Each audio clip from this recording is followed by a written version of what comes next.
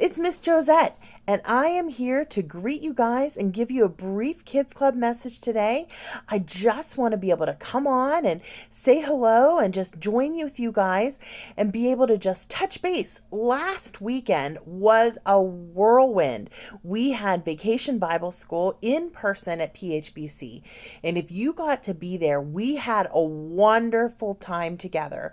We had a wonderful time learning about the early church, and it was a totally tubular, gnarly time. And we had a great time, and we motored on outside and had the Kona ice Sunday night, and we had a blast with we had a total blast with the whipped cream pies. I know that everyone had as much fun as I did with that. And so I just wanted to tell everyone how much fun that I had, and I enjoyed seeing all of you. And I cannot wait for our next Kids Club adventure when we have our back to school pizza party on August 14th. So please be there and let us know if you're going to bring any friends, because we have some special things up our sleeves. So we want to know if you're going to be bringing any friends. And anybody who hasn't been around this summer, we've missed you and we can't wait for you to come back. But tonight I wanted to be able to come on and share a little bit of a message with you guys that went along with what Pastor Tim talked about in his message last week, and what he shared about money. And he was talking about money not being everything. And he talked about money not necessarily being bad, but that there being something more than money, and that money wasn't, that there's something better than having a lot of money, and that money wasn't the solution to everything, and that in the Bible it talked about that too. So that got me thinking about game shows, and that got me thinking about people trying to win and trying to get more and more and more. And so I thought about being a kid and being sick, and one of my favorite things was to get to watch The Price is Right, and I loved to watch The Price is Right and try to guess how much the showcase cost and tried to figure that out. And then another game show that I liked was Let's Make a Deal, where you had 3 things that you could pick from, and you got one box, and you could have the prize that was in it, or you could have another chance at the prize behind door number 2. Like maybe you got a specific prize behind door number 1, and maybe it was a trip to Hawaii. But maybe there was something better behind door number 2, or it might have been a whammy. And a whammy was a loss. So you had to decide, was I going to keep what I already had, or was I going to go for door number 2? But that might have been a whammy.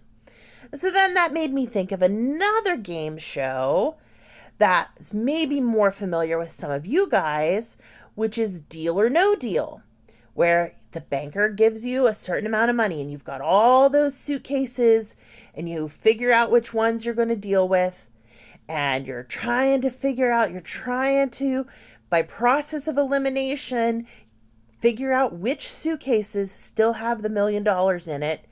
And you're losing some of them, and then the banker makes you an offer, right? And you have to decide, are you going to take that offer, or are you going to keep playing? And you got to decide whether you're going to do it or not, and you got to decide it right in that moment, right? Man, it's really a tough decision. And sometimes it turns out well for the person playing the game. And sometimes it doesn't turn out so well. Sometimes when people go through life making deals, trying to build up their wealth, and they get a little bit greedy, sometimes they think more about money and possessions, and they think that that's what's going to make them happy. And sometimes it doesn't work out that way. Sometimes it ends up being a whammy. Or sometimes it ends up being the suitcase that's got a 0 in it. And you lose it all. You said no deal, and you went for that last suitcase, and it had nothing in it. You know, Jesus warned us about that. Jesus said to watch out and be on your guard about all kinds of greed. because a man's does not consist in the abundance of his possessions. Jesus told a story about a man who had produced so much grain that he had no place to store it. And that even though he had more than he needed, he wanted more. So do you know what that man did? He decided to tear down his barns and build bigger ones. Do you know what Jesus said? Jesus said that man was a fool.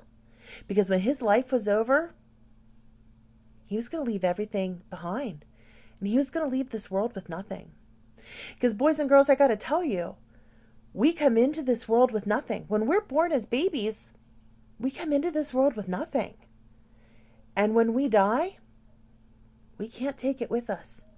You may be the richest man in the world or woman. You may be the richest man or woman in the world. And when you die, we leave this world with nothing.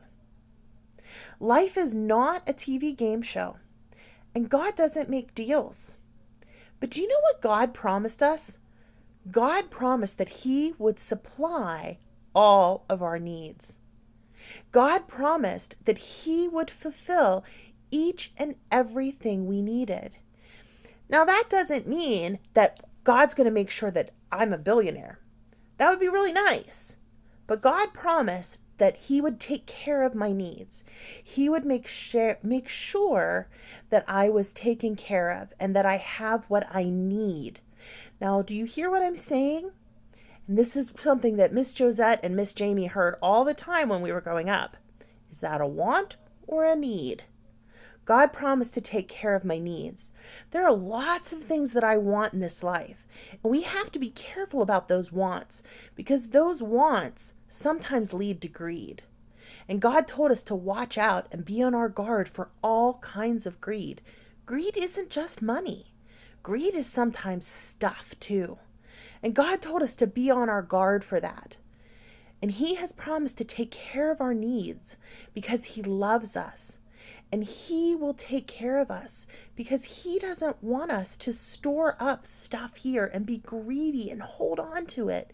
He's told us to take care of others. He's told us to be a cheerful giver and to give it away. And you know what, boys and girls? I was really excited and proud of the offering that we were able to share last week at Bible school. You know, we very quickly announced that we were going to be having an offering at Bible school and that we were going to be able to bless Dr. Green when he went back to Ghana for his trip. And we were able to bless a whole village for Christmas this year. We raised enough money in our offering at Bible school.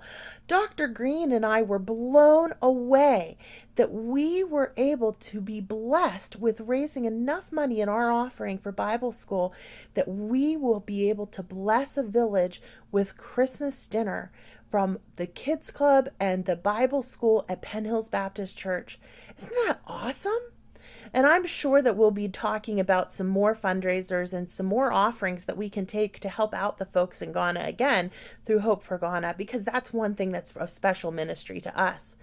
But that is something awesome, and that is how we can help others. And God told us to be cheerful givers.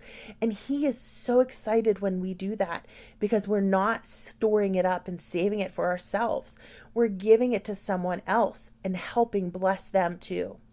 Well, boys and girls, I thank you so much for listening to me today. And remember to be on your guard and watch out for all kinds of greed, not just money greed, that there's stuff greed too. Watch out for all kinds of greed and take care. I'll see you soon. Bye.